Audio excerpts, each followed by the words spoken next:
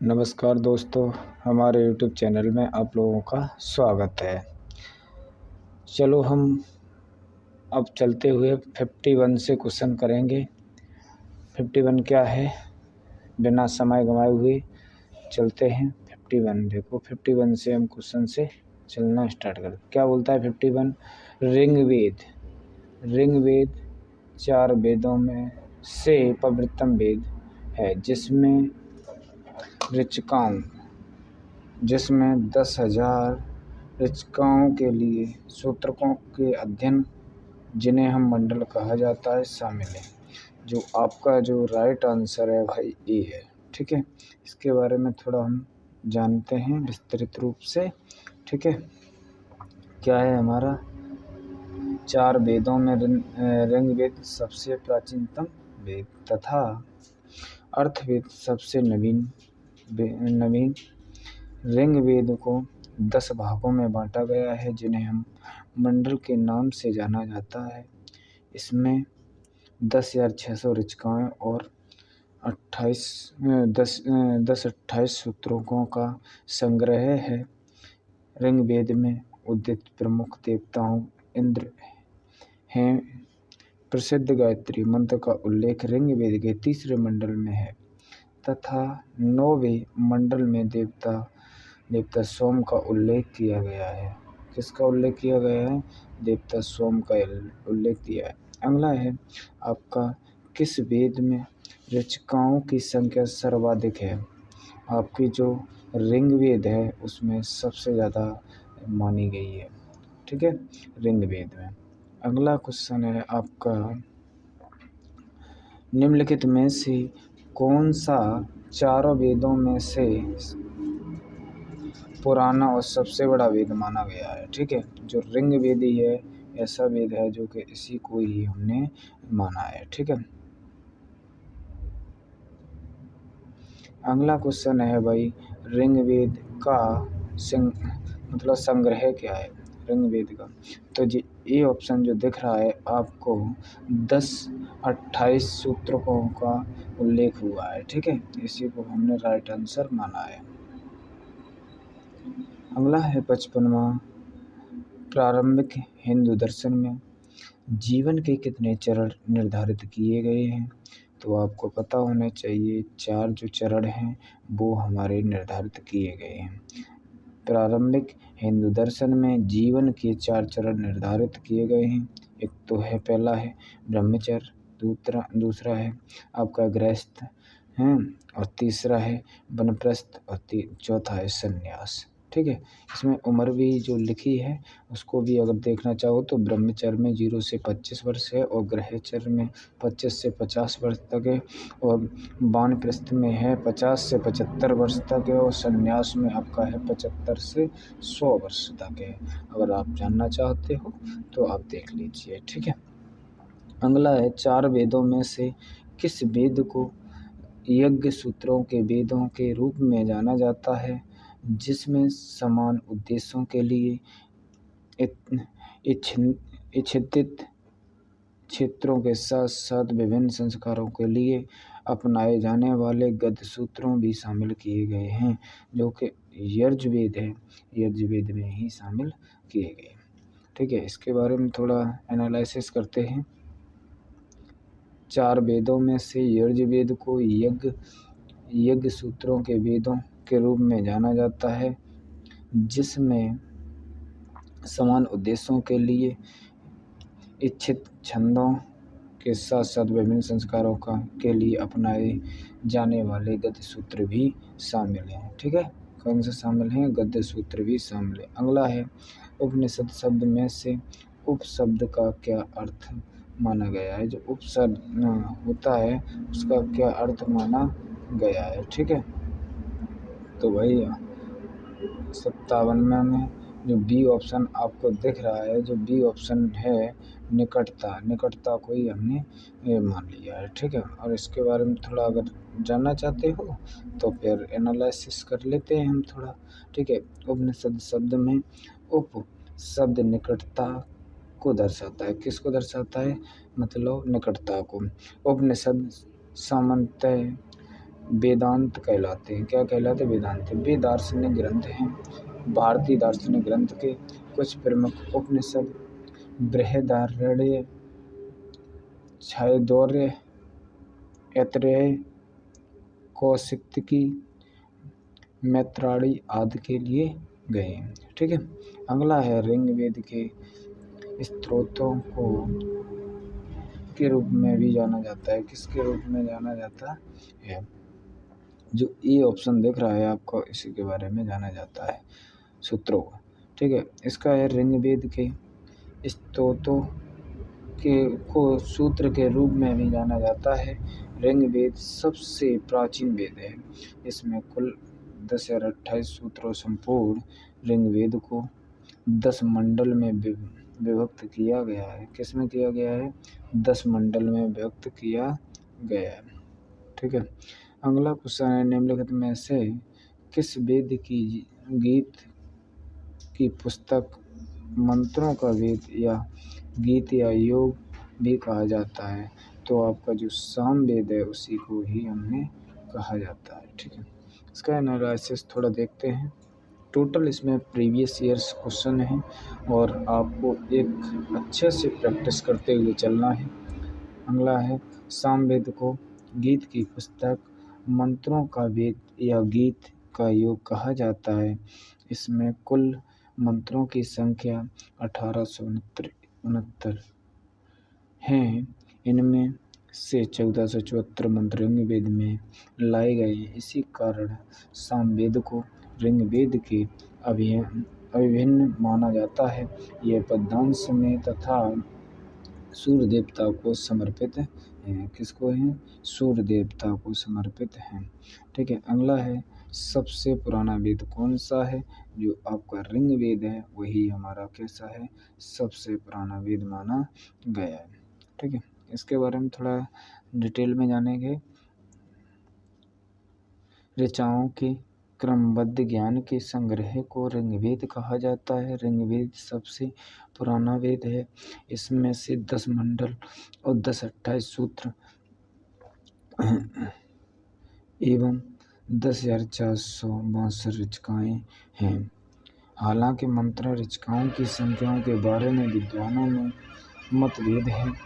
इस वेद के ऋचाओं के पढ़ने वाली पुरोहित को होतस कहते हैं। विश्वामित्र द्वारा रचित ऋग्वेद के तीसरे मंडल में सूर्य देवता सावित्री को समर्पित प्रसिद्ध गायत्री मंत्र, इसके वे 9वें मंडल में इसको देवता का स्वयं का उल्लेख किया गया है। 61 में चलते हैं। 61 में देखते हैं क्या है। ऋग्वेद में ऐसे मंत्र जिन्हें हम अप्रमाणित बलख्लेय भजन शामिल किया गया है। को जो बी ऑप्शन है आपका 10 और 28 उसी में किया गया है। अगला है, ऋग्वेद में मंत्र कितने हैं? जो आपके ऋग्वेद हैं उसके मंत्र बताइए। तो जो आपका जो बी ऑप्शन दिख रहा है, जो अभी हम इससे पहले पढ़ के गए 10 और 28। ठीक है। इसके बारे में तो थोड़ा पता होगा आपको। अगला है, वेदों का इनमें से कौन सा अंग जटिल शब्दों का अर्थ एवं व्याख्या के लिए प्रसिद्ध माना गया है? बताओ भाई। तो आप लोग अगर पता है तो आप लोग कमेंट करिए। थोड़ा बहुत अपने मन से भी थोड़ा बहुत कमेंट करना सीखिए, क्योंकि सब देखने से ही सब चीज़ नहीं होती है। ठीक है। तो हमारा जो आपका जो ऑप्शन है वो ऑप्शन क्या है भाई? बताओ कमेंट करके। कुछ लोग बता रहे हैं भाई डी ऑप्शन बता रहे हैं, कुछ लोग क्या बता रहे हैं? D option. तो आपका राइट जो आंसर रहेगा वो डी ऑप्शन ही रहेगा। ठीक है। जो डी ऑप्शन है वो डी ऑप्शन ही रहेगा। अगले क्वेश्चन पे चलते हैं। D option. ठीक है। उसका अगर एनालिसिस देखना चाहते हो तो देख लो। वेदों के अंग को वेदांग कहा जाता है। वेदांगों की संख्या 6 है। शिक्षा, व्याकरण, वृत्त, छंद, ज्योतिषी और कल्प। इनमें से वेदों का अंग निरुक्त जटिल शब्दों के अर्थ एवं व्याकरण के लिए प्रसिद्ध है। जो कि कठिन शब्द व्याकरण की पहुँच से बाहर थे। इनके अर्थ जानने के लिए निरुक्त के लिए रचना याचक मुनि ने निरुक्त को व्याकरण का सूक्ति माना है। इसको माना है व्याकरण का सूक्ति माना है। अब भाई अगला है आपका भारत का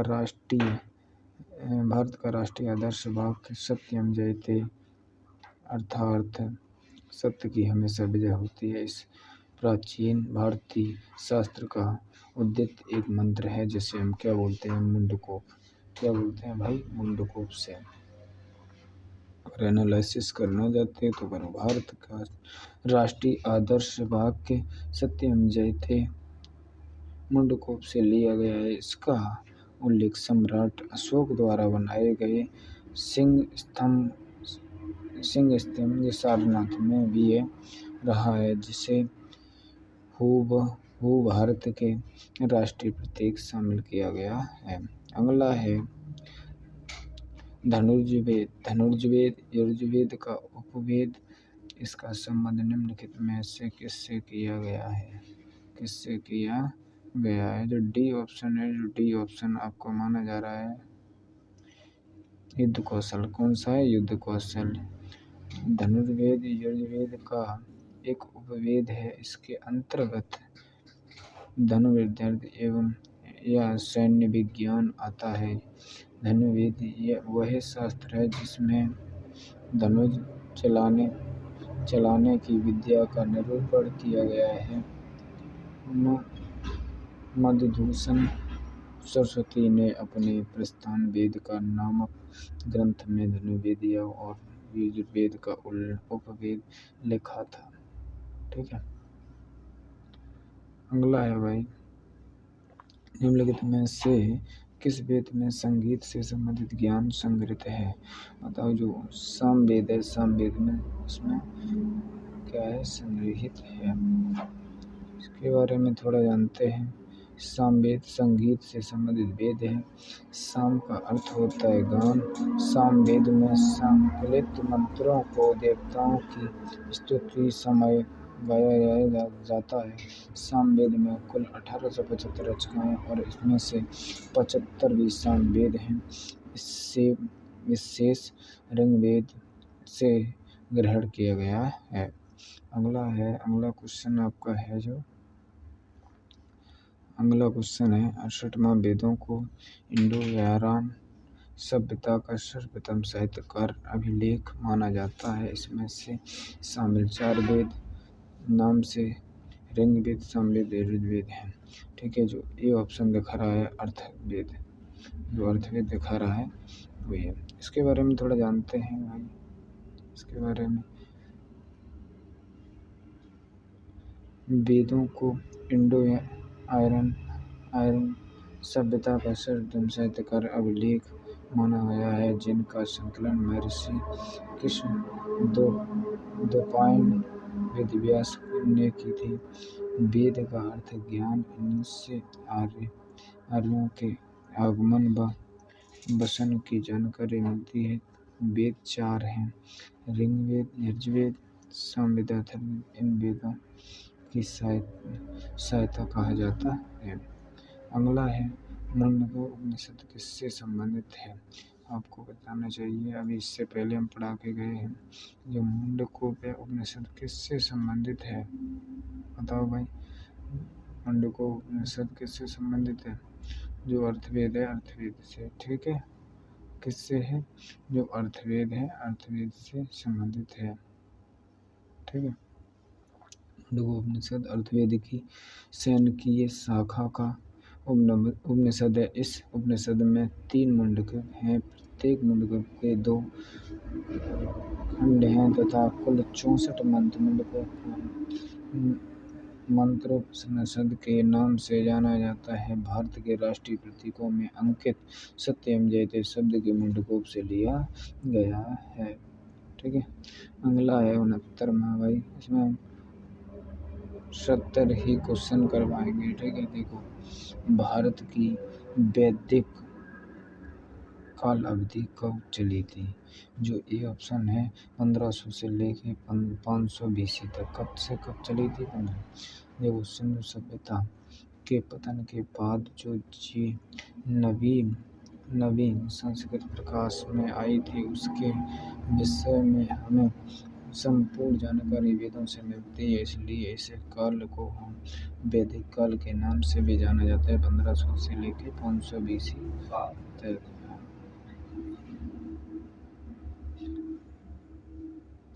अगला है भाई, निम्नलिखित में से कौन सा वेद जादुई अनुष्ठानों और वशीकरण के नाम से जाना जाता है? जो ए है अर्थवेद है। किसके नाम से जाना जाता है? अर्थवेद के नाम से जाना जाता है। ठीक है। अर्थवेद का ब्रह्मवेद भी कहा जाता है, अर्थात ऋषि के नाम के इस वेदों का अर्थवेद पड़ा है। इस वेदों की रचना सबसे बाद में हुई थी। इसमें से 20 अध्याय और 771 बट्टे 330 सूत्र व 5987 मंत्र इसमें बवासीर, जादू टोना, सूत्र, प्रेषितों का औषधियों से संबंधित मंत्रों का वर्णन। काशी का प्राचीनतम उल्लेखन अर्थवेद में मिलता है। कहाँ मिलता है भाई? अर्थवेद में मिलता।